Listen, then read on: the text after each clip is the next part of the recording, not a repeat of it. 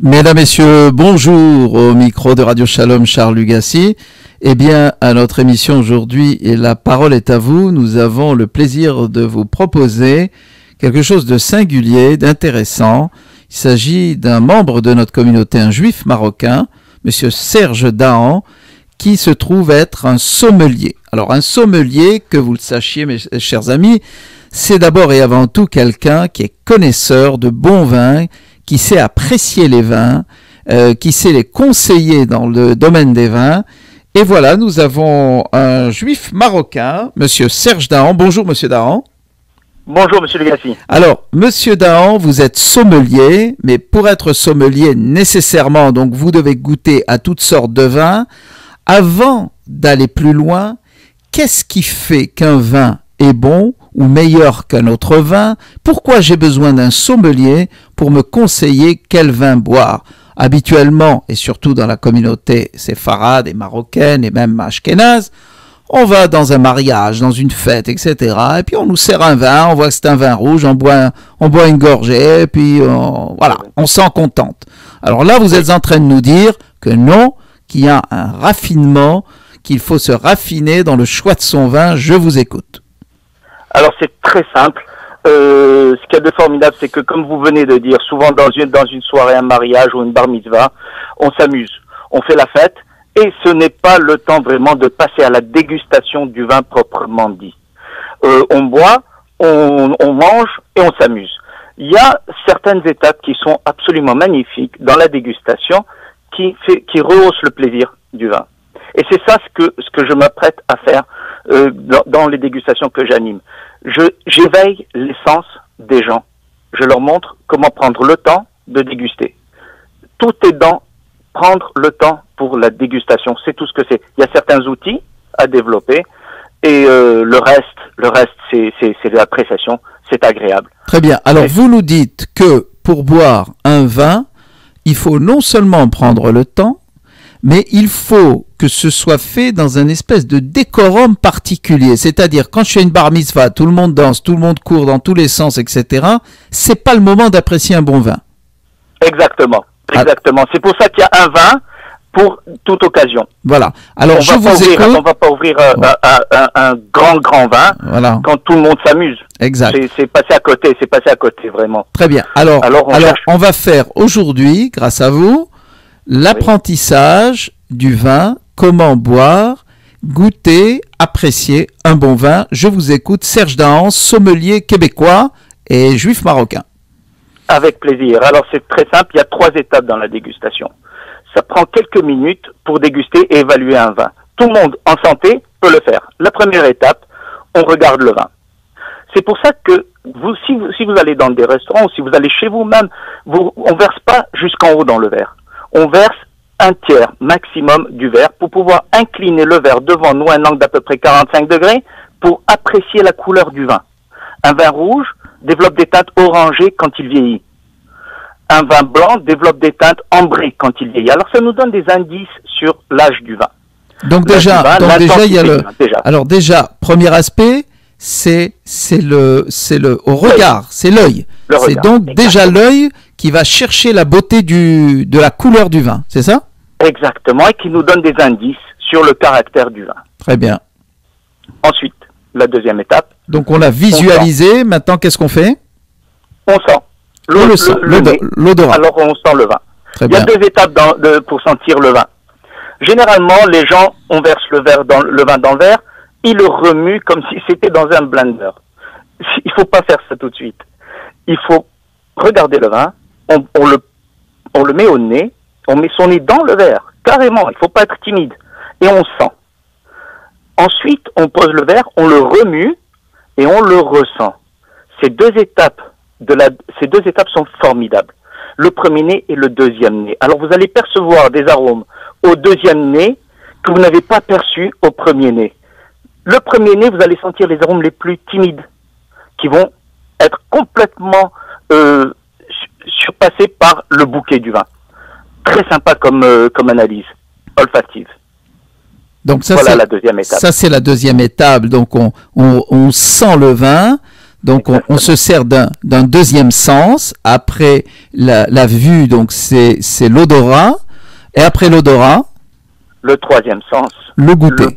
Le goûter. Alors le goûter, on prend une gorgée de vin, une bonne gorgée, d'accord? On prend une bonne gorgée, il ne faut pas être timide. On prend une bonne gorgée pour la faire circuler dans la bouche. Alors on prend une bonne gorgée, on la fait circuler dans la bouche. Il y a deux choses qui se passent. On tapisse le palais, d'un. Deux, on réchauffe le vin un petit peu. En réchauffant le vin, une fois le vin avalé, les arômes, les effluves d'arômes vont remonter par les voies rétronasales et on expire par le nez tranquillement. En expirant par le nez tranquillement, on va pouvoir déceler soit les arômes qu'on a sentis directement par l'olfaction directe ou d'autres arômes qu'on va pouvoir percevoir. Donc on doit garder la bouche fermée. La bouche fermée ou si vous avez de la pratique, ouverte. Si vous n'avez pas de pratique, ça peut faire des dégâts. D'accord. Faites attention. Okay. Alors, non, parce que si on doit expirer par le nez, il vaut mieux... Garder la bouche fermée, exactement. D'accord. Exactement. Garder la bouche fermée et avoir avalé le vin d'abord, parce qu'autrement, ça peut être... on peut ne pas être très à l'aise. Alors, on expire par le nez. C'est magnifique, une fois avalé le vin. Maintenant, cette petite étape que je viens de vous décrire, la rétro-olfaction, se fait avec tout ce qu'on déguste, que ce soit les cafés, que ce soit les chocolats, les soupes, les plats, les mets. Moi, je m'amusais chez moi avec ma mère, chez mes parents. Ma mère nous préparait des plats dont, généralement, en hiver, elle aimait faire une soupe. Et dans la soupe, on ne sait pas exactement qu'est-ce qu'il y a, n'est-ce pas? C'est tout mélangé, c'est tout là. Et je m'amusais avec cette étape de la rétro-olfaction, de déceler et de dire à ma mère, voilà, tu as mis un petit peu de ci, un petit peu de ça, cette herbe, des épices.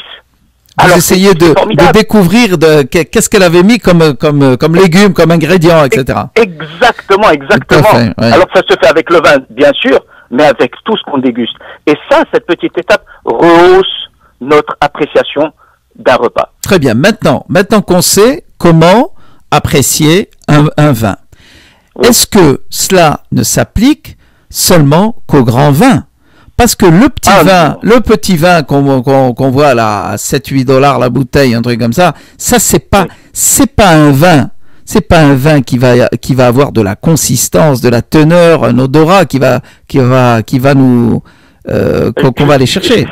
Est-ce qu'il faut... Je vais vous dire quelque chose qui est très sympathique. Ouais. Les petits vins pour les petites occasions, les grands vins pour les grandes occasions. Chaque vin mérite d'être dégusté. Mérite d'être dégusté et analysé. Oui, mais est-ce que vous êtes en train de me dire le petit vin, lui va dégager, il a une odeur également, il a un goût? Bien sûr, absolument, il a un goût. Le seul vin qui n'a plus de goût, ni d'odeur, ni rien du tout, c'est un vin qui est à la fin de son évolution, qui est fini, qui est mort. Donc, on garde, j'ai souvent vu des gens garder des grands vins à la maison trop longtemps et ils meurent. Ces vins-là, à la fin de leur vie, ne goûtent plus rien. Alors, à cet effet, question, combien de temps je garde un vin à la maison, ou est-ce qu'il faut le garder dans une chambre froide, tempérée, et combien de temps est-ce qu'on peut garder un vin? Très très bonne question, très très bonne question. Il faut garder en tête cette première règle, cette première idée en tête, c'est que 90% des vins qui sont commercialisés sont faits pour la consommation immédiate. Contrairement à ce qu'on pense, les vins rouges, il faut les garder. 90% de tous les vins sont faits pour la consommation immédiate. Ça veut dire quoi, immédiat? Vins qui sont en train, on l'achète ici à la SAQ, et on l'ouvre et on le boit dans les 2 prochains mois. Maximum? Oui. On ne peut pas garder un vin plus que 2-3 mois? Les grands vins, vous pouvez les garder 15, 20, 30, 40 ans, ils se bonifient. Ouais, d'accord. Non, mais les grands vins se bonifient dans la bouteille? Dans la bouteille, absolument. Alors, parce qu'on croyait qu'ils se bonifiaient dans les fûts, là, quand ils étaient en... Alors, il y a 3 étapes. Il y a l'élevage en fût ou en cuve d'acier inoxydable. Et ensuite, il y a l'embouteillage. Et il continue son évolution en bouteille. Dans la bouteille, le vin peut se bonifier jusqu'à une trentaine, 40, 50 ans, dépendamment des vins. Des grands vins se bonifient sur beaucoup d'années. Bon, mais règle générale, nous qui ne sommes pas des grands connaisseurs, surtout ici à Montréal, dans la communauté, etc., on les compte sur les doigts d'une main. Oui. Alors, étant donné qu'on n'est pas tellement connaisseur, donc le vin qu'on achète, on doit le consommer dans les 3 mois suivant l'achat. Oui. À peu près. Oui. À peu près. Vous ne vous trompez pas. Vous ne vous trompez pas si vous les achetez et vous les consommez. Très bien. Vous ne vous trompez pas. Maintenant, qu'est-ce que vous conseillez pour le vin? Quel genre de température? Alors, quand j'ai un vin, est-ce que c'est bien de le mettre au frigidaire? Il y en a qui l'aiment glacé, il y en a qui l'aiment pas chambré, il y en a qui l'aiment à la température de la chambre. Qu'est-ce qu'on fait là? Comment on le boit? Alors, il y a d'abord une grande erreur qu'on fait ici, que ce soit à la maison ou en restauration, c'est qu'on sert le vin blanc trop froid. Le vin blanc à 4-6 degrés, on ne le goûte pas. On ne goûte que l'acidité du vin blanc. C'est pour ça qu'il y a beaucoup de gens qui vont dire « je suis pas un grand fan des vins blancs ». Le vin blanc doit se boire entre 10 et 12 degrés centigrades. Donc il est chambré. Il est chambré. 10 à 12 degrés, voire jusqu'à 14 degrés centigrades. Chambré.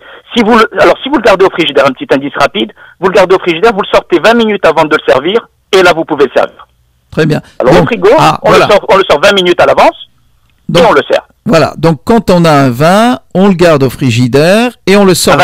Un vin blanc, et on le laisse, n'est-ce pas? Oui. On le laisse pendant 20 minutes avant consommation. Est-ce que un decanter est nécessaire ou pas, ou ça ne sert pas grand-chose? Au niveau de la carafe, de mettre le vin en carafe. Ce que je vous dis et ce que je fais personnellement, c'est que je goûte le vin. Il me plaît, je continue de le boire, je le mets pas en carafe. Si je trouve qu'il peut se bonifier, avec l'aération, qui goûte pas grand-chose, je le mets en carafe. Là, il va s'ouvrir et à ce moment-là, il sera plus agréable. Ah, il est plus agréable quand on le met en carafe, quand on le met dans un decanter. Si on juge qu'il a besoin d'être, si je le verse et je le goûte de la bouteille et je le trouve formidable, je le mets pas en carafe. Très bien. Ceci dit, donc je bois le vin à cette température. Maintenant, si j'ai plusieurs bouteilles de vin, etc., oui. À quelle température devrais-je les garder pour que le vin ne s'abîme pas, ne se détériore pas? Qu'est-ce que vous conseillez? Parce que je vois des fois... à une température de entre 14 et 16 degrés. 14 et 16, d'accord. Dans un endroit sombre, à l'obscurité, à l'abri des vibrations et à l'abri des odeurs. Très bien.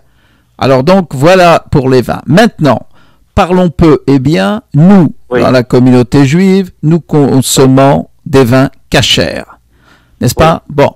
Alors, étant donné que par les années passées, les vins cachers où la gamme de produits était relativement réduite, les gens n'ont pas eu l'occasion de développer un sens, n'est-ce pas, de ce qu'était un bon vin. Donc on buvait du vin pour faire le kidouche. Mais maintenant, les gens ont développé un amour pour le vin, une appréciation du vin, et surtout, d'abord et surtout, parce qu'Israël a commencé à produire des vins de grande renommée. Notamment, vous avez les vins cachers d'Israël, vous avez maintenant beaucoup de vins français cachers et des grands vins, et vous avez aussi des grands vins de Californie, des vins de la Napa Valley, qui sont des vins cachers et qui sont eux aussi d'excellents vins. Alors là-dessus, en tant que sommelier Serge Dahan, je vous écoute. Qu'est-ce que vous recommandez? Alors, je vous raconte une petite anecdote. Je cherchais les vins cachers. J'étais à la SAQ, comme monsieur, madame, tout le monde. Et je ne sais pas si vous avez déjà visité les SAQ. Il y a des stands réfrigérés où ils font des dégustations de vin. Alors, c'est réfrigéré, c'est à température contrôlée. Et on achète une carte, 10 $ ou 20 $, on met la carte dans ça et on déguste plusieurs vins. Il y a jusqu'à 8-10 vins à déguster. Dans ce stand de vin à déguster pour monsieur et madame tout le monde, pour le consommateur québécois, il y avait, entre autres, un vin cacher que le conseiller en vin à la SAQ recommande à ses clients québécois. Était-ce un vin mévouchal ou non mévouchal? C'est un vin non mévouchal. Non mévouchal, très bien. Non mévouchal. Excellent. Alors, vous connaissez la différence entre mévouchal et non mévouchal. Mévouchal est pasteurisé, où il y a une pasteurisation flash qui se fait, qui est beaucoup plus délicate aujourd'hui que jadis. Et les vins, alors le vin Mevouchal doit être débouché par quelqu'un qui est juif. Tout à fait, mais par contre, pour le bénéfice de nos auditeurs, mais très brièvement parce que le temps va nous manquer, le vin Mevouchal, c'est un vin qui a été cuit en quelque sorte. Pasteurisé. Il faut faire attention quand, il faut faire attention quand on dit cuit. Allez-y. Cuit, on a l'image en tête qu'il est bouilli. Oui, ça veut dire quoi? Ça veut dire quoi, pasteurisé? Pasteurisé, que toutes les bactéries ont été enlevées. Aujourd'hui, on passe un faisceau de lumière à travers du vin qui le pasteurise. C'est ce qu'on appelle une pasteurisation flash. C'est beaucoup plus délicat, c'est beaucoup moins invasif. D'accord. Pour le vin et moins nocif. Mais ça, dans les vins non. Oui, mais ça diminue la qualité du vin. Oui. Donnez-nous un ordre de grandeur ou une idée. En quoi un vin Mevouchal est moins bon qu'un vin non Mevouchal? À mon avis, il perd à peu près un tiers de son caractère. Ah, voilà. Dans le goût, dans l'odorat, dans tout. Dans l'odorat, dans tout. Exactement. Ah, il perd un tiers de son potentiel. Et est-ce que vous avez des recommandations pour les vins cachers? On termine là-dessus. Tout de suite, un vin rouge à peu près $25 qui s'appelle Tepperberg Méritage. Tepperberg. Méritage, un assemblage typiquement bordelais, israélien, cacher, non Mevouchal. Magnifique. Qui se vend à la régie? À la SAQ, exactement. À la SAQ, très bien. Ça, vous le conseillez fortement? Ah, je le conseille, sans problème. Dites-moi vite, rapidement, les grands vins israéliens que vous recommandez. Il y a certains vins que j'ai goûtés, dont El Lavali. Alors, vous avez le Chardonnay qui est grandiose. Grandiose. Quand je parle de grandiose, un vin que vous pouvez garder 3-4 ans, sans problème, jusqu'à 5 ans, et qui va se bonifier, qui va être magnifique, qui peut se boire aujourd'hui, dans le style des grands vins blancs de Bourgogne, Chardonnay. C'est superbe. Il y a leur Merlot aussi qui est magnifique. Le Merlot qui est belle structure, belle complexité, belle couleur.